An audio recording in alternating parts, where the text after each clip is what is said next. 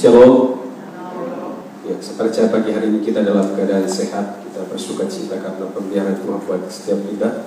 Dan pagi hari ini, Bapak Ibu Saudaraku yang dikasihi oleh Tuhan, kita akan lihat dua raja-raja pasalnya yang ke-18. Ada dua bagian yang saya akan sampaikan buat kita pada pagi hari ini. Dan bagian yang pertama yang kita mau lihat pada pagi hari ini, kita baca dari ayat yang ketiga sampai ayat yang ketujuh. Ayat yang ketiga sampai ayat yang ketujuh. Kita baca bersama-sama. Satu, dua, tiga. Ia melakukan apa yang benar di mata Tuhan, tepat seperti yang dilakukan Daud, bapa leluhurnya. Dialah yang menjauhkan bukit-bukit pengorbanan, yang meremukkan tubuh-tubuh berhala, dan yang menebang tiang-tiang berhala, dan yang menghancurkan ular tembaga yang dibuat Musa. Sebab sampai pada masa itu orang Israel memang masih membakar korban bagi ular itu yang namanya disebut Nehushtan. Ia percaya kepada Tuhan Allah Israel, dan di antara semua raja-raja Yehuda, baik yang sesudah dia maupun sebelumnya, tidak ada lagi yang sama seperti dia. Ayat 6. Ia berpaut kepada Tuhan, tidak menyimpan daripada pengikut, dan ia berpegang pada perintah Tuhan yang telah diperintahkannya kepada Musa. Ayat 7. Maka Tuhan menyertai dia kemanapun ia pergi berperang. Ia beruntung. Ia memberontak kepada Raja Asyur dan tidak lagi takluk kepadanya. Puji Tuhan. Bapak Ibu Saudaraku yang dikasihi oleh Tuhan, bagian yang pertama yang saya bisa sampaikan, saya akan sampaikan buat kita pada pagi hari ini. Kalau kita melihat dari ayat-ayat yang kita baca pada pagi hari ini, Bapak Ibu Saudara, bahwa di sini kita temukan satu orang raja yang luar biasa. Raja yang takut akan Tuhan. Kalau kita lihat di sini, raja yang luar biasa. Ketika saya merenungkan, saya baca ayat ini, dia adalah seorang raja yang luar biasa. Itu Raja Hizkia. Di sini firman Tuhan berkata bahwa dia disertai Tuhan. Dan apa yang terjadi?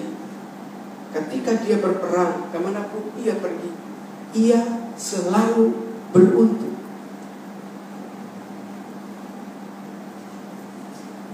Ada seorang raja yang ada di Yehuda pada saat itu, raja yang sangat luar biasa, yang hebat. Tetapi bukan itu yang menjadi masalah. Yang ditulis di sini adalah bukan dia raja, bukan cuma seorang raja yang hebat, tetapi dia raja yang disertai oleh Tuhan. Kemanapun dia pergi, dia selalu beruntung. Pertanyaannya, kenapa?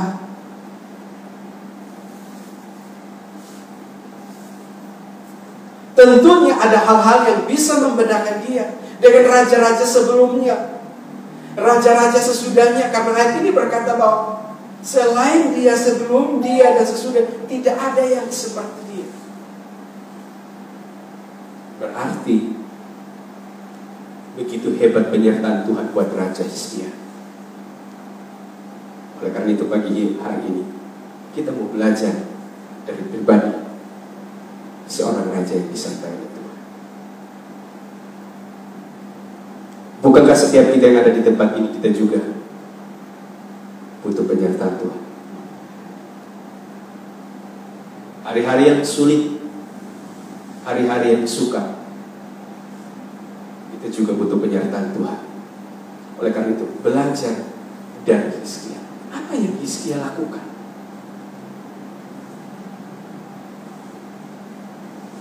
Apa yang Raja Hizkia lakukan sehingga di sini dikatakan bahwa dia berbeda dengan raja yang lain.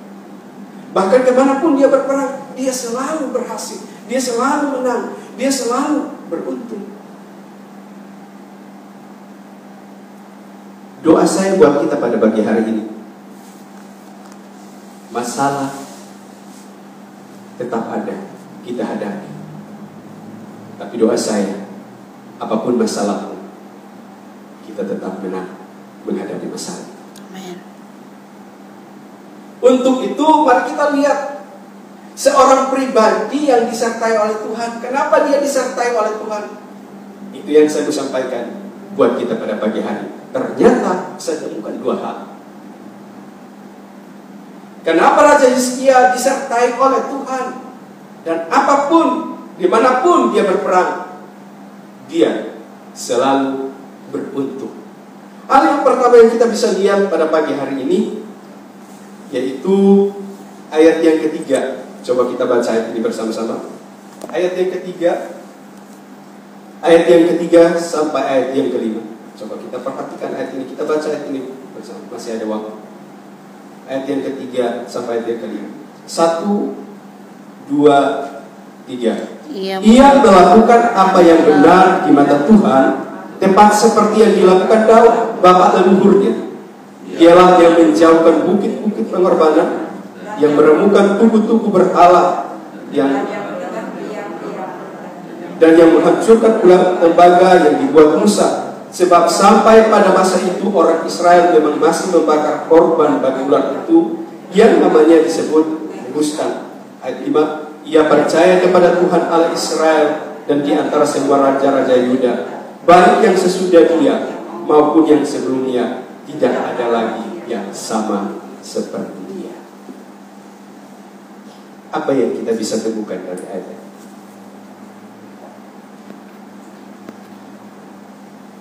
Alkitab berkata bahwa ia melakukan apa yang benar di mata Tuhan, tepat seperti yang dilakukan Daud, bapak leluhur. Hal yang pertama yang saya bisa sampaikan buat kita untuk pagi hari ini, kenapa Tuhan menyertai Raja Hizkia, dan kemanapun, apapun peperangannya, dia selalu beruntung. Alasan yang pertama yang saya temukan, yaitu karena Hizkia berbeda dengan membiasakan yang benar, bukan membenarkan yang biasa. Hal yang pertama yang saya temukan di sini adalah Hizkia berani tampil beda. Raja-raja yang lain yang dulu sebelum dia, ketika ada tugu berhala, ya wes, tidak apa-apa. Tidak apa-apa membiarkan tugu berhala itu. Daripada ada kekacauan, daripada ada masalah di bangsa itu, raja-raja yang sebelum dia membiarkan. Tapi kita lihat Hizkia, dia berani tampil beda. Ketika dia menjadi raja, dia masih muda, tetapi apa yang dia lakukan? Dia menghancurkan tugu-tugu berhala. Dia hidup benar, seperti apa yang dilakukan oleh Daud, bapak leluhur.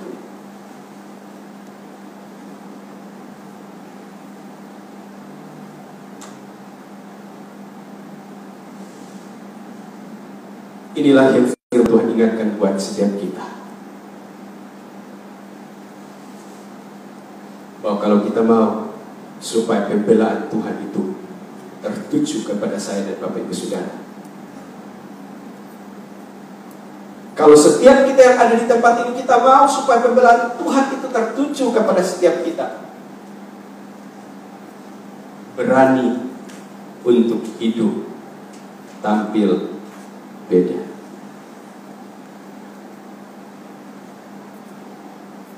Dengan cara apa? Tidak membiasakan, tidak membenarkan yang biasa, tapi membiasakan yang benar. Menurut firman Tuhan, tugu-tugu itu harus dihancurkan karena tidak sesuai dengan kehendak. Dan itu dilakukan.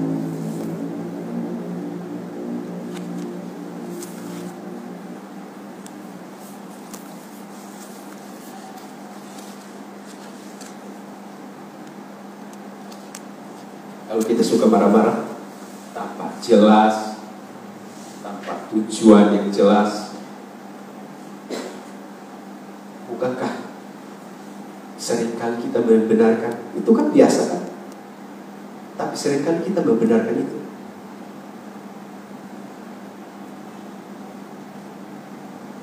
Saya kan orangnya seperti ini. Saya kan biasa marah. karena ada darah tinggi.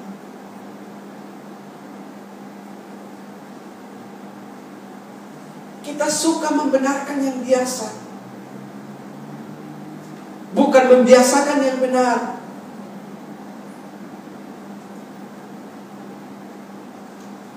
Kita marah berkelanjutan dari pagi bisa sampai sore, bisa sampai 2 hari. Kita sakit hati bisa bertahun-tahun. Tapi apa yang kita lakukan? Kita suka membenarkan. Saya suka membenarkan pribadi saya. Karena seringkali saya tidak membiasakan yang benar dalam hidup saya. Yang benar itu apa? Sabar, mengampuni.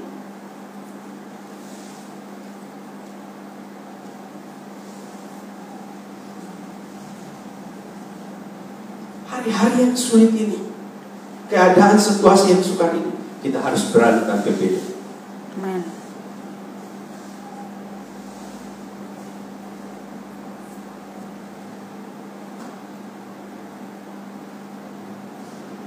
Kadang-kadang orang marah, siapa kita ikut marah, gak jelas.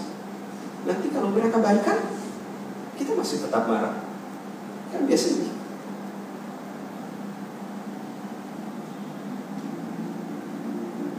Ayo Bapak Ibu Saudaraku yang ada di tempat ini, setiap kita yang ada di tempat ini, termasuk saya, kita belajar seperti Hizkia.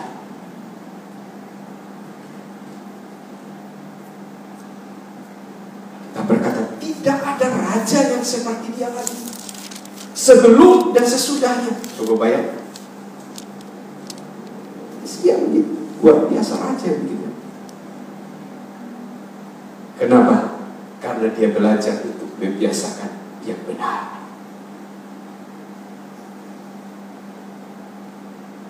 Adakah setiap Bapak Ibu Saudara yang hadir di tempat ini sampai pagi hari ini kita mau belajar seperti Raja Hizkia?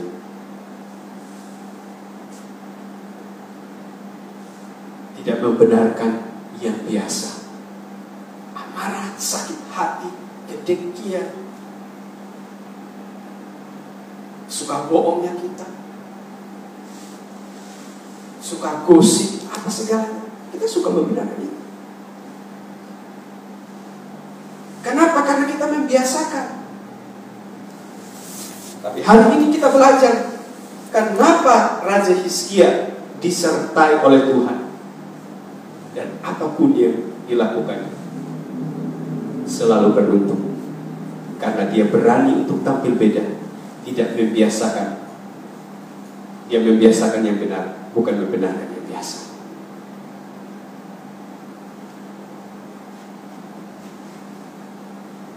Ya Bapak Ibu Saudaraku yang dikasihi oleh Tuhan, kalau hari ini ketika kita keluar dari tempat ini mungkin ada ujian, pasti, dan itu pasti ada ujian. Ujian itu macam-macam. Kadang-kadang kita anggap sepele Bapak Ibu Saudara, tapi Tuhan lagi uji kita, taat atau tidak.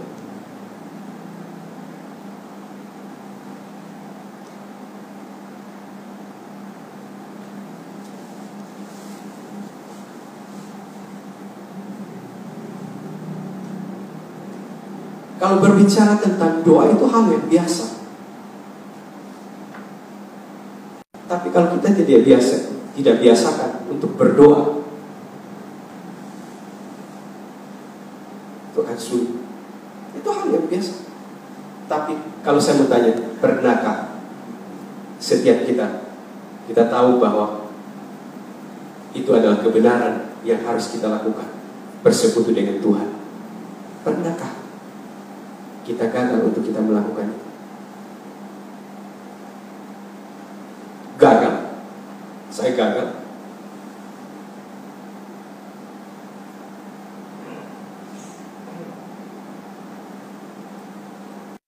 Padahal doa itu kebiasaan kita. Coba satu hari kita nggak ngomong, betapa. Ketemu, nambah. Dia di rumah dia 1 hari aja. Gak betah.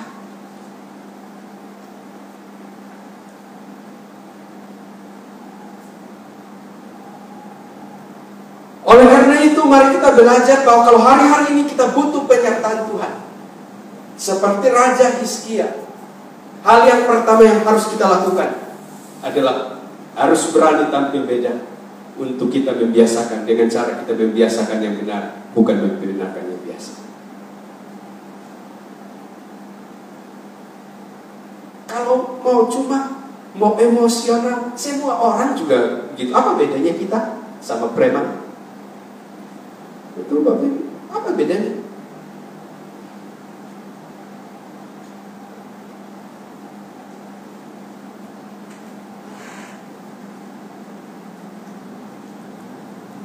Inilah yang kita belajar. Inilah yang menjadi pelajaran buat saya dan Bapak Ibu Saudara di tempat ini. Mulai sekarang, besok, dan seterusnya, ketika kita keluar sampai di luar, coba kita lihat, kita koreksi. Yang lebih dominan saya biasakan dalam hidup itu apa? Yang lebih dominan saya membenarkan dalam hidup saya itu apa? Hal-hal yang biasa yang salah atau hal-hal yang benar yang saya biasakan dalam hidup.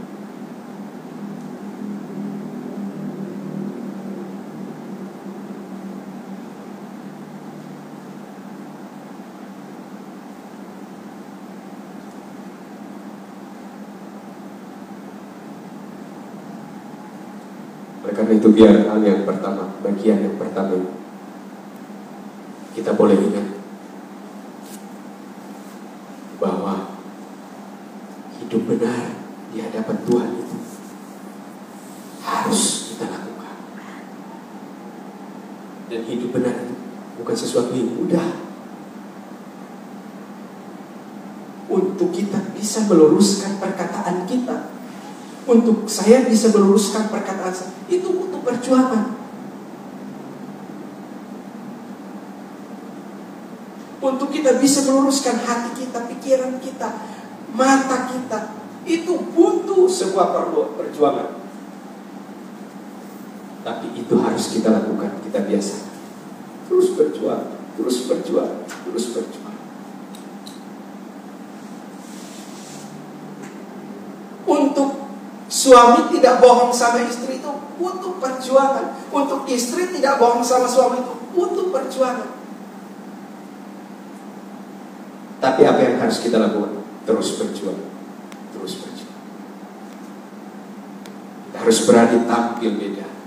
Situasi keadaannya mungkin di tempat kerja, di rumah, dimanapun kita berada, itu sangat mempengaruhi. Tapi kita harus berani tampil beda.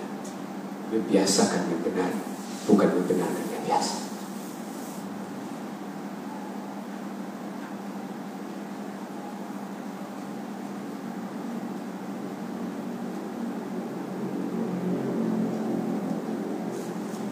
Puji Tuhan, saya sangat bersyukur selama maksudnya di gereja kita dan memang gereja-gereja Tuhan di kota Cirebon ini, dan saya lihat anak-anak Tuhan, hal yang sederhana Bapak Ibu. Mungkin cara kita ketemu orang ngomong-ngomong jorok, atau mungkin saya nggak dengar, tapi yang setahunya saya itu jarang orang ngomong jorok. Saya tidak tahu anak-anak di luar seperti apa. Yang dulu, itu dulunya udah lama, yang masih ngomong kiri, itu dulu. Tapi jarang.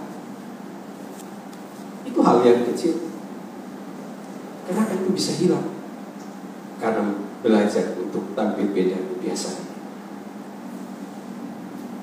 Bapak Ibu, untuk kita melakukan sesuatu yang benar itu nggak mudah. Berdiri sama orang lain itu juga sudah mempengaruhi dengan perkataannya. Saya di depan rumah itu Bapak Ibu Saudara, setiap sore nggak tahu anak-anak sekolah, karena di depan rumah saya itu ada warung yang gede, jadi mungkin temannya itu kalau mereka ngobrol minta ampun, tapi untung bukan anak-anak Tuhan. Itu semua binatang itu keluar, segitu teriak-teriak lagi, ada perempuan. Kalau kita kan nggak pantas perempuan kayak gitu, ada teriak-teriak perempuan ngomong yang enggak.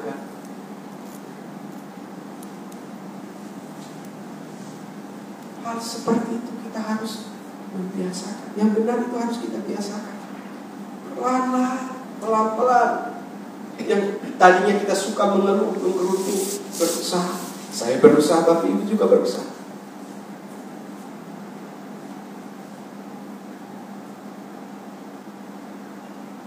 Saya percaya Tuhan membela berkat hidup kita. Situasi yang sulit ini, ada satu janji Tuhan buat setiap kita, bahwa Dia akan menyertai kita sampai akhir zaman. Tetapi masalahnya, kita berani tampil beda tidak? Masalahnya saya berani tampil berbeda dengan orang lain, supaya seperti apa yang dilakukan oleh Raja Hizkia. Dia disertai oleh Tuhan, kemanapun dia berperang, selalu beruntung. Mau beruntung hari ini? Dan seterusnya. Berani tampil beda. Biasakan yang benar, jangan benarkan yang biasa. Yang kedua yang kita bisa alasan kenapa Tuhan menyertai Raja Hizkia. Yang kedua, ayat 6. Ayat 6 di sini dikatakan, ia berpaut kepada Tuhan, tidak menyimpan daripada mengikuti Dia, dan ia berpegang kepada perintah Tuhan yang telah diperintahkannya kepada Musa. Hal yang kedua alasan kenapa Tuhan menyertai Hizkia, Raja Hizkia, dan dikatakan bahwa tidak ada raja yang seperti dia, dan kemanapun dia berperang selalu beruntung. Alasan yang kedua yang saya ketemukan di sini adalah ada prinsip hidupnya. Raja Hizkia adalah apa? Melekat dan mengandalkan Tuhan.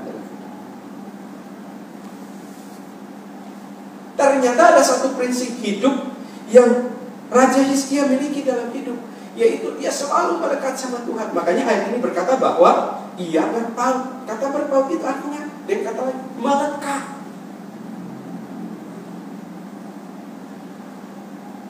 Orang yang dekat sama Tuhan, ada godaan tidak? Ada.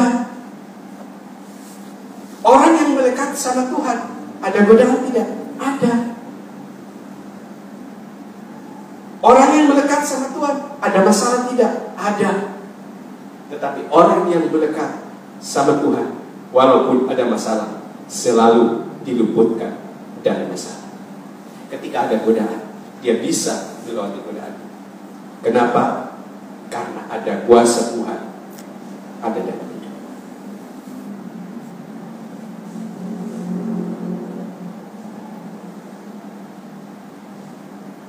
Ini hal yang kedua, bagian yang kedua, bahwa untuk kita bisa mengalami pembelaan, penyertaan Tuhan dalam hidup kita, kemanapun kita berada, kita beruntung. Hal yang kedua yang kita harus kerjakan, kita miliki prinsip hidup. Apapun yang terjadi dalam hidup, tetap melekat setia sama Tuhan sampai akhir. Jangan mudah dipengaruhi.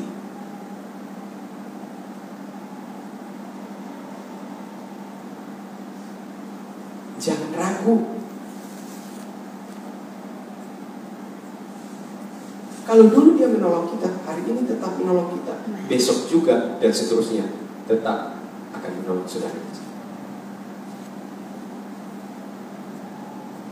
Ini dua alasan yang saya bisa temukan buat kita. Yang pertama saya ulangi bahwa kenapa Hizkia disertai Tuhan dan kemanapun dia berperang selalu beruntung. Yang pertama adalah Hizkia berani tampil beda.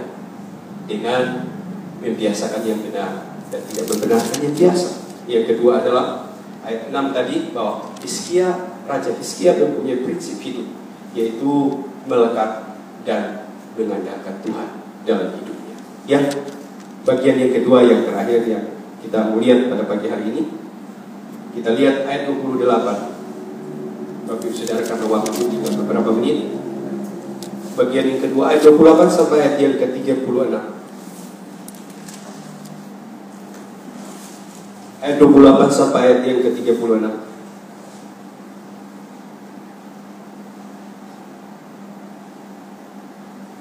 Kalau sudah temukan semua, kita baca ayat 28 sampai ayat 30.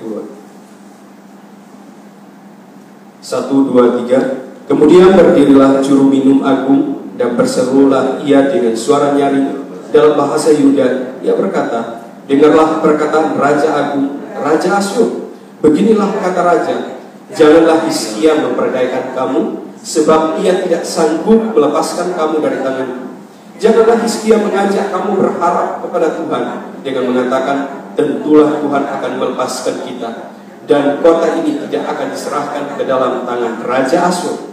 Janganlah dengarkan Hizkia, sebab beginilah kata Raja Asyur, adakanlah perjanjian penyerahan dengan aku, dan datanglah keluar kepadaku, maka setiap orang daripadamu akan makan dari pohon anggurnya dan daripada serta minum dari sumurnya, sampai suatu negeri yang bergandum dan berair anggur, suatu negeri yang berroti dan berkebun anggur, suatu negeri yang berpohon zaitun, berminyak dan bermadu. Dan demikian kamu hidup dan tidak mati. Tapi janganlah dengarkan Hizkia, sebab dia membujuk kamu dengan mengatakan, Tuhan akan melepaskan kita. Apakah karena ada Allah bangsa-bangsa melepaskan negerinya masing-masing dari tangan Raja Asyur? Di manakah para Allah negeri Hamat? Di manakah para Allah negeri Serahuim, Hena dan Iwa? Apakah mereka telah melepaskan Samaria dari tanganku? Siapakah di antara semua Allah negeri-negeri yang telah melepaskan negeri mereka dari tanganku, sehingga Tuhan sanggup melepaskan Yerusalem dari tanganku? Tetapi rakyat itu berdiam diri dan tidak menjawab dia sepatah kataku, sebab ada perintah raja bunyinya, jangan kamu menjawab dia. Ya. Begini Bapak Ibu Saudara, ayat-ayat yang kita baca begini, ceritanya begini. Ada sebuah persepakatan antara Raja Hizkia dengan Raja Asyur. Mereka bersepakat. Raja Hizkia berkata bahwa apapun yang kau kenakan kepadaku, upeti yang saya akan membayarnya. Dan apa yang terjadi?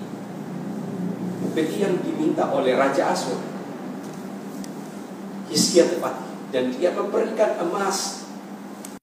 Ayat-ayat yang kita baca ada sebelumnya. Dia memberikan apa yang diminta, banyak. Tetapi sesudah dia memberikan itu, ternyata persepakatan itu dilanggar. Tanpa dengan alasan apapun, Raja Asyur mengirimkan rombongan tentara yang banyak datang mengintimidasi Raja Hizkia, dan mereka mau menyerbu kota Yerusalem pada saat itu.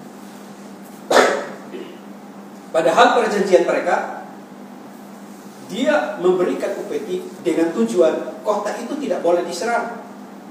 Tetapi apa yang terjadi? Raja Asyur tidak mengindahkan.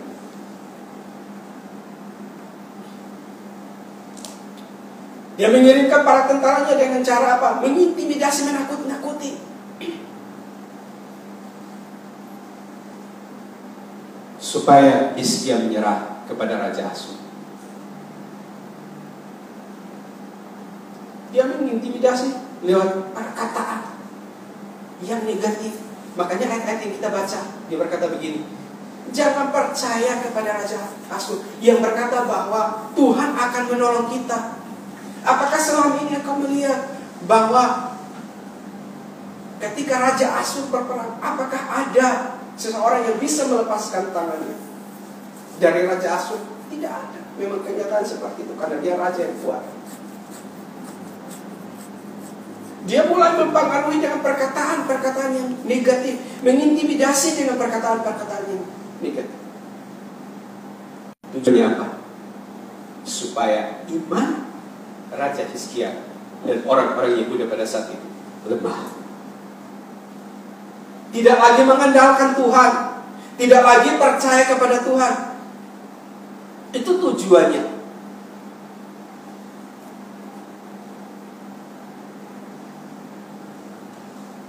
Dengan perkataan-perkataan yang negatif. Hari ini saya katakan satu hal begini.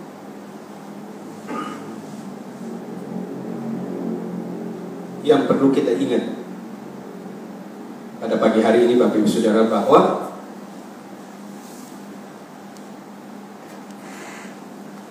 setiap hari, setiap saat, setiap waktu, kadang-kadang kita diberhadapkan dengan roh intimidasi. Selalu kita diperkatakan dengan perkataan yang negatif. Oleh karena itu saya mengatakan, hati-hati dengan apa yang kita dengar. Amin. Hati-hati dengan apa yang kita dengar. Perkataan apapun yang kita dengar, kita harus selalu berhati-hati. Karena perkataan itu kadang-kadang bukan membangun iman kita, tetapi kadang-kadang melemahkan iman kita. Oleh karena itu berhati-hati. Nah, hal yang saya mau sampaikan di sini, bagaimana responnya Hizkia dan orang-orang Yehuda pada saat itu.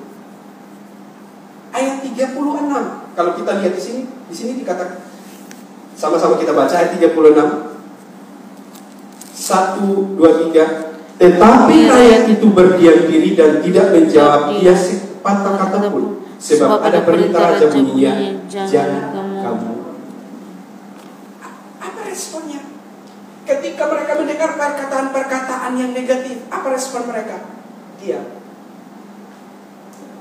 Ini kuncinya.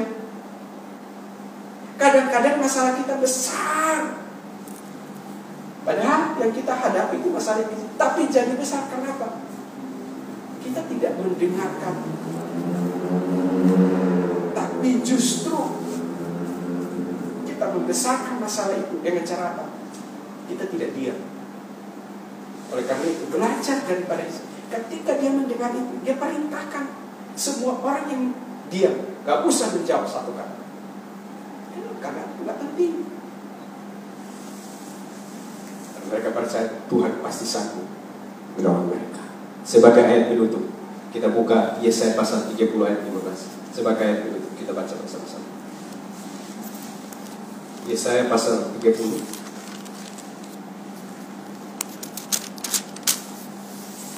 ayatnya yang ke-15.